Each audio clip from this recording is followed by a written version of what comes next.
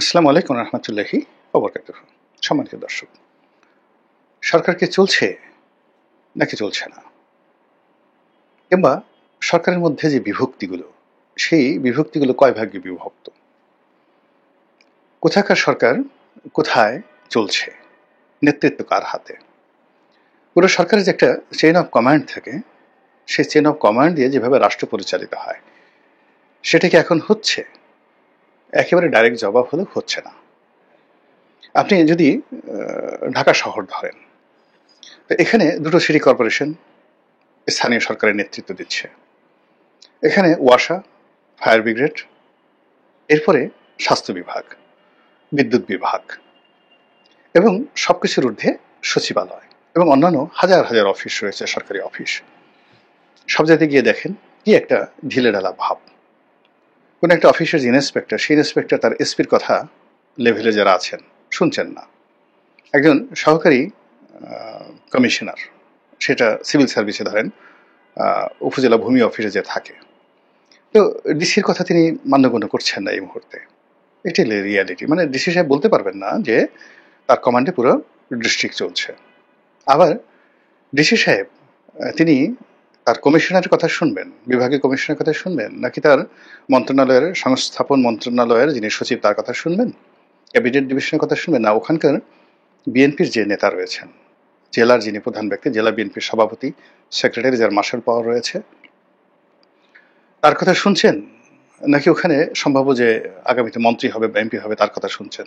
খোঁজ নিয়ে দেখেন, বাংলাদেশের ৬৪ জেলাতে ৬৪ রকম চিত্র।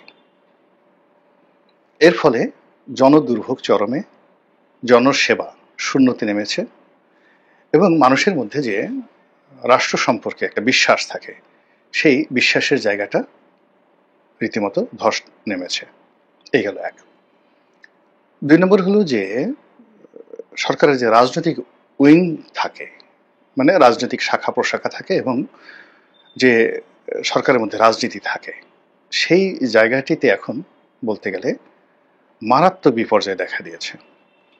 রাজনীতির যে কানেক্টিভিটি, এখানে রাষ্ট্রপতির অফিস, প্রধান উপদেষ্টার অফিস বা প্রধানমন্ত্রীর অফিস, এই দুটো অফিসের সঙ্গে যে সম্পৃক্ততা, তার সঙ্গে আবার ব্যালেন্স তৈরি করে পার্লামেন্ট এবং যে সকল স্বাধীন সংস্থা রয়েছে, যেমন দুর্নীতি দমন কমিশন রয়েছে, তারপরে অডিট অ্যান্ড অ্যাকাউন্টস ডিপার্টমেন্ট রয়েছে। এই সব জায়গাতেই পুরো সংযোগটা এখন বলতে গেলে বন্ধ। বাংলাদেশ ব্যাংকের সঙ্গে অর্থ মন্ত্রণালয়ের সম্পর্ক এবং সেই বাংলাদেশ ব্যাংকের সাথে ব্যাংকগুলোর সম্পর্ক, এখানে কোনো কিছু ফাংশন করছে না। বাংলাদেশ ব্যাংকের গভর্নর তার মতো করে সিদ্ধান্ত নিচ্ছেন, ব্যাংকগুলো তাদের মতো করে সিদ্ধান্ত নিচ্ছে, মন্ত্রণালয় তাদের মতো করে সিদ্ধান্ত নিচ্ছে। আবার মন্ত্রণালয়ের সঙ্গে রাজস্ব আরোহণকারী যে প্রতিষ্ঠান, জাতীয় রাজস্ব বোর্ড, বলতে গেলে এখন ইতিহাসের সবচেয়ে খারাপ সময় এই সম্পর্কটা রয়েছে। জাতীয় রাজস্ব বোর্ড কাজ করছে না, সেক্রেটারিয়েটও কাজ করছে না, মন্ত্রণালয় কাজ করছে না। আবার জাতীয় রাজস্ব বোর্ডের সাথে সম্পৃক্ত যে সকল শুল্ক স্টেশনগুলো রয়েছে, Chittagong custom house, Benapole custom house, যেখান থেকে প্রচুর রেভিনিউ আসে, গিয়ে দেখুন কাজকর্ম নেই, ঢিলা ঢালা একটা ভাব। একেবারে না করলেই যেটা নয়, যেখানে মাল আছে, টাকা আছে, কড়ি আছে, তো সেখানে কিছু কাজকর্ম হচ্ছে, আর বাকি সব জায়গাতেই ঢিলা। দেখি কি হয়, অপেক্ষা করেন। মানে কোনো সিদ্ধান্ত এসআরও জারি করে কোনো সিদ্ধান্ত নেওয়া, খুব দ্রুত শুল্ক উন্নয়ন করা, এই জিনিসগুলো হচ্ছে না। একইভাবে বন্ড, তারপরে ভ্যাট, আয়কর বিভাগ, ইনকাম ট্যাক্স বিভাগ, এখানেও রীতিমতো মড়ক লেগেছে। গত ১ বছরের যে পুরনো সমস্যাগুলো, যেগুলো হয়তো ১ মাসের মধ্যে সমাধান হয়ে যেত, একটা সমস্যার সমাধান হয়নি।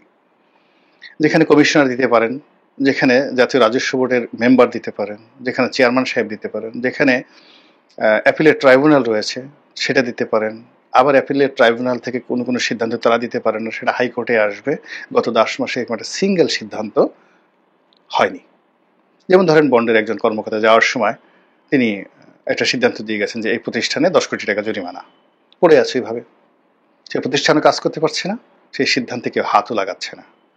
ধরেন অ্যাপিলেট ডিভিশনে একটা সিদ্ধান্ত, কয়েকবার দেখেন ওই যে ছাগল মতিউর থেকে ওটার চেয়ারম্যান ছিল, তো সেই ছাগলমতির যেটা ট্রাইব্যুনাল ছিল জাতীয় রাজস্ব বোর্ডের, যেখানে ভ্যাট, তারপর শেষে কর, কাস্টমস, এই সিদ্ধান্তগুলো সেখানে সর্বোচ্চ আপিল আদালত এবং ওখান থেকে পরে হাইকোর্টে আসে। তো সেখানে কতজন যে চেয়ারম্যান হয়েছে সেই ছাগলমতির পর এবং কটার সিদ্ধান্ত সেখানে হয়েছে খোঁজ নিয়ে দেখেন জাতীয় রাজস্ব বোর্ডে। এবং ওখান থেকে যে সকল সিদ্ধান্ত হাইকোর্টে এসেছে, একটা সিদ্ধান্ত হাইকোর্টে শুনানি পর্যন্ত হয়নি এখন পর্যন্ত, অথচ এটা 15 দিনের মধ্যে শোনানো হতো। তো কোর্ট কাছারিতে কি অবস্থা, লিস্টই আনা যাচ্ছে না, এই কাজগুলো হচ্ছে সেখানে। গেল হাইকোর্ট। তো এই অবস্থাতে সরকারের যে সকল উপদেষ্টা রয়েছেন তারা সবাই শুধু মিডিয়ার সামনে এসে কথা বলছেন, কিন্তু আসিফ নজরুল সাহেব, রেজওয়ানা, কিংবা ধরেন যোগাযোগ যারা রয়েছেন বা বন্দর যার অধীনে যারা মিডিয়াতে এসে কথাবার্তা বলেন নিয়মিত, ফয়জুল করিম সাহেব হলো যোগাযোগ মন্ত্রণালয়ের, আর ব্রিগেডিয়ার শাখাওয়াত নৌ পরিবহন মন্ত্রণালয়ের। তো আর সালেহ সাহেব হলো যাকে বলা হয় অর্থ মন্ত্রণালয়। ওনারা রেগুলার মানে নিয়মিত প্রেসের সামনে আসতেন, কিন্তু গত 1 মাসের প্রায় 1.5 মাসের অধিক সময় ধরে তারা খুব নেহায় দায় না পড়লে মিডিয়ার সামনে আসছেন না।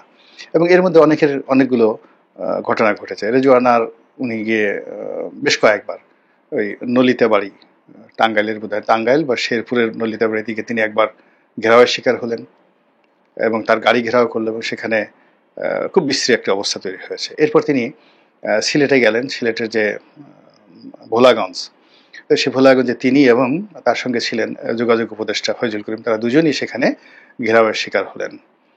আর তিনি যদি এই মুহূর্তে কক্সবাজারে যান, উখিয়া যান কিংবা সেন্ট মার্টিন যান, কি যে হবে আল্লাহ জানে আর কি। এই গেল অবস্থা। তো আসিফ আহমদ সজীব ভুইয়ার এবং ডক্টর আসিফ নজরুল তারা বেশ একটা প্রীতি ফুটবল ম্যাচ খেললেন হাফ প্যান্ট পরে, এবং এটা এখন গুরুত্বপূর্ণ ভাইরাল দৃশ্য। ডক্টর মোহাম্মদ ইউনূস কাজকর্ম বাদ দিয়ে তিনি লন্ডনে গেলেন রাজার কাছ থেকে পুরস্কার আনার জন্য, এটাই এখন খবর। তিনি বাংলাদেশে কোনো গুরুত্বপূর্ণ সিদ্ধান্ত নিয়েছেন, পরিবর্তন করেছেন, ভালো কিছু করেছেন, মন্দ কিছু করেছেন, কিছুই না। তিনি পুরস্কার শুধু নিয়েই যাচ্ছেন।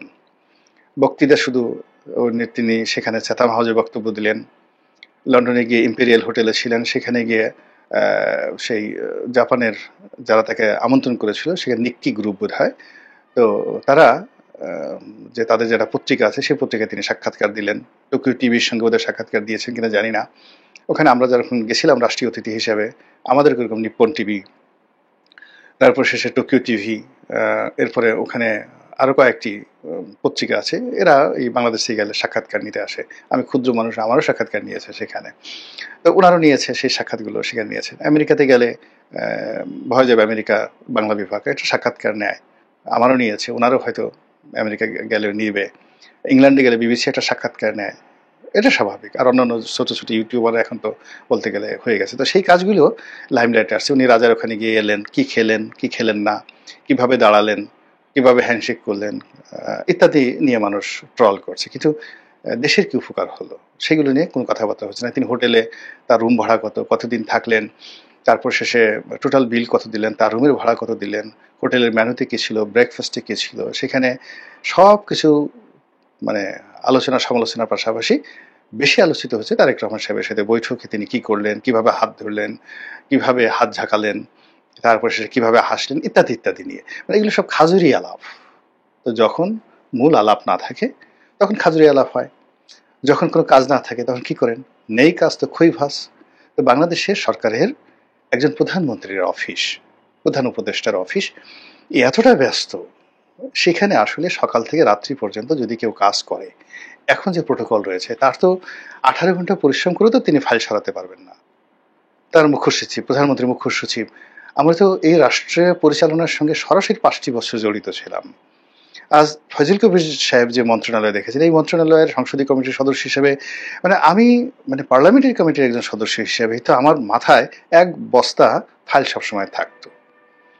এরপরে পার্লামেন্টারি প্রসিডিউর, নির্বাচনী এলাকায় আমার জেলার বৈঠক, সেখানে আইনশৃঙ্খলা কমিটি থেকে শুরু করে অন্যান্য যে কমিটিগুলো রয়েছে জেলাতে, উপজেলাতে কমিটির আমি প্রধান উপদেষ্টা। আমি সে কাজ করি, আমার ব্যবসা নির্ভর করার পর তারপরে লোকজনের যে সাক্ষাৎকার, প্রতিদিন এলাকাতে তো কম করে 2000 লোকের সঙ্গে আমার কথা বলতে হতো, সকাল থেকে রাতে 2টো পর্যন্ত। তো সেখানে যমুনার সামনে ফাঁকা কোনো লোক নেই, কি কাজ হচ্ছে বলেন তো? একজন সংসদ সদস্য তিনি যদি ২,০০০ লোকের সঙ্গে দৈনিক তার নির্বাচনী এলাকায় দেখা করেন, অন্ততপক্ষে ২০০ দরখাস্ত আসে, আরো বেশি ২০০ দরখাস্ত আসে, সুপারিশ করা গেল।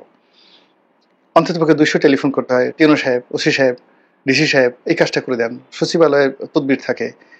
এই যে কাজগুলো, this the part of the politics, this the part of the যাকে বলা হয় government, this the part of the state. এইভাবে ৩০০টা অ্যাঙ্গেল থেকে কাজ হয়। সেই ৩০০ অ্যাঙ্গেলের কাজগুলো মন্ত্রণালয়ে এসে মন্ত্রীর উপর চাপ সৃষ্টি করে, মন্ত্রীর ঘুম হারাম হয়ে যায়। আচ্ছা, এরপরে মন্ত্রীর মানে যন্ত্রণায় সচিব, অন্ততপক্ষে সচিব, এডিশনাল সচিব এবং ২-৩ জন জয়েন্ট সেক্রেটারি, এদের তো মানে কাপড় চোপড় ঠিক থাকে না।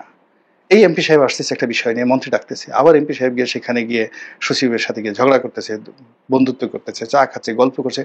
একটা প্রাণবন্ত ১ বছর যাবৎ পুরো সেই মানে রক্ত সঞ্চালন, রাজনীতির রক্ত সঞ্চালন, রাষ্ট্রের রক্ত সঞ্চালন এবং সার্কুলেশন বন্ধ, এবং সব জায়গাতেই স্টপ হয়ে আছে সবকিছু।